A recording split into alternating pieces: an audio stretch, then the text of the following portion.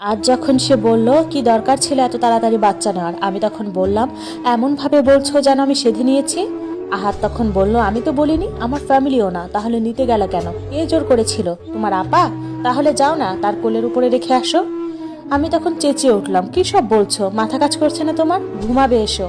আমি হাত বাড়িয়ে আনতে গেলাম, আহাদ এলো না। এবারও আমার হাতটা ঝটকা দিয়ে সরিয়ে বলল আমার কত প্ল্যান ছিল স্নিগ্ধা, সবগুলোই তোমাকে নিয়ে, সব ভেস্তে দিল এই বাচ্চাটা।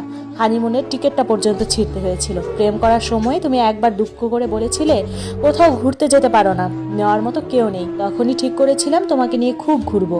সেই ইচ্ছা বাস্তবায়ন করতে চেয়েছিলাম সেপ্টেম্বরে, ওই সময়ে শরৎকাল চলে। শরতের আকাশ কত সুন্দর হয় জানো? কখনো খেয়ালই করনি, আমি করেছি তোমার জন্য। বন্ধুদের কাছে শুনেছি এই সময়ে সাজেকে ঘোরা খুব উপভোগীও হয়, হাত দিয়ে মেঘ ছোঁয়া যায়। আমি তোমাকে নিয়ে মেঘ ছুঁতে চেয়েছিলাম, সব ঠিকঠাক। সেই সময় শোনালে তুমি প্রেগনেন্ট। সহ্য হয় বলো? তারপরেও তো সহ্য করেছিলাম, কিন্তু এরপরে যা দেখালে, শরীরে হাত রাখলে এমনভাবে ছিটকে ওঠো যেন কোনো পরপুরুষে ছুঁয়েছে। এবার আমার কান্না পেয়ে গেল। আহাদের জন্য নাকি আমার জন্য, বুঝতে পারছিলাম না। ছেলেটার জন্য হতে পারে যার আগমনে বাবা এত অসহ্য হয়ে যায়। তার ভাগ্যে কতটুকু পিতৃস্নেহ লেখা আছে জানি না, তবে মনে প্রাণে চাচ্ছিলাম আমার মতো পোড়া কপাল যেন না হয়। বাবা থেকেও বাবার আদরের বঞ্চিত হওয়া সন্তানরা কতটা দুঃখী হয় এটা কেউ বুঝতে পারে না। যার বাবা নেই সেও বোধহয় সন্তানগুলোর যে সুখী, অন্তত আশা থাকে না, আক্ষেপ থাকে না। সেই রাতে আহাদ আমার সাথে এক বিছানায় ঘুমালো না, ড্রয়িং রুমে সোফার পেছনে পিঠ এলিয়ে ঘুমালো। এই রাগ দূরত্ব আমি কিছুতেই ভাঙতে পারছিলাম না। কয়েকবার ইসলাম ও ডাক্তারের নিষেধ অমান্য করতেও রাজি হয়েছিলাম, তাতেও কাজ হলো না। সে ওই ড্রয়িং রুমেই ঘুমানোর ভাব ধরে জানালো তোমার পাপের সময় কাটুক, তারপরে রুমে যাব। তার আগে বিরক্ত করলে বাড়ি থেকে বেরিয়ে যাব। এরপরে আমি আর বিরক্ত করিনি, 40 দিন শেষ হওয়ার অপেক্ষা করছিলাম। এক সময় সে মাহেন্দ্রক্ষণ এলো। আমি সেদিন অনেকটা সময় নিয়ে গোসল করলাম, নিজেকে পরিষ্কার পরিচ্ছন্ন করলেও আহাদকে বুঝতে দিলাম না। ভাবলাম বাবুকে আগে ঘুম পাড়াই, ততক্ষণে আহাদও ঘুমিয়ে পড়বে। এই সুযোগে আজ খুব সাজবো, বিয়ের বেনারসিটা পরবো, নতুন বইয়ের মতো ঘোমটা টেনে আহাদের কাছে যাব।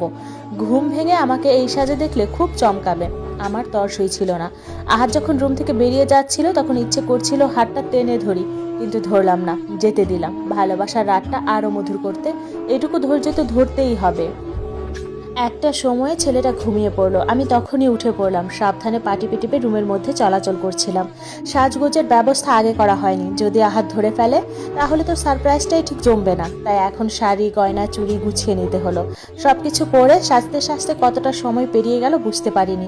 আমার মন ও মস্তিষ্কে তখন শুধু আহাত ঘুরছে, কতদিন পরে তাকে কাছে টানবো, প্রাণ ভরে ভালোবাসবো। রাগ অভিমান সব এক রাতেই ভাঙতে হবে। আমি ঘুমটা টেনে রুম থেকে বেরিয়েছিলাম, সতর্কে ধীরে নিঃশব্দে পা ফেলে একটু একটু করে আগাচ্ছিলাম।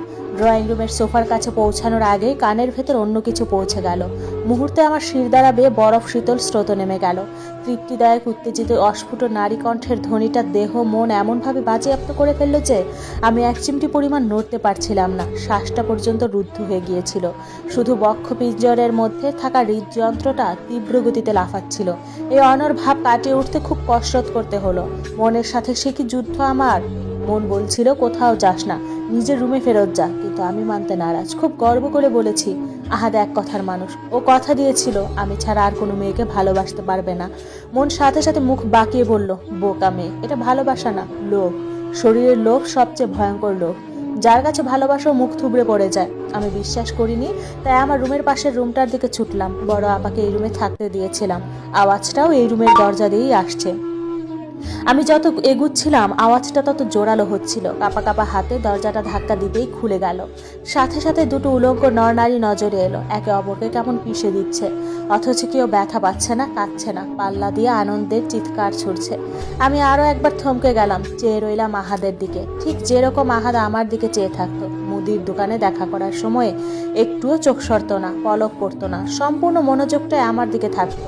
তখন আমাদের প্রেম হয়নি, তারপরেও বুকের মধ্যে কি একটা ছটফটাতো।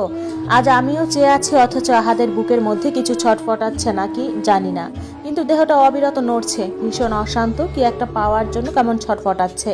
সেই রাতে আমি কাউকে কিছু বলিনি, চুপচাপ নিজের বিছানায় ফিরে এসেছিলাম।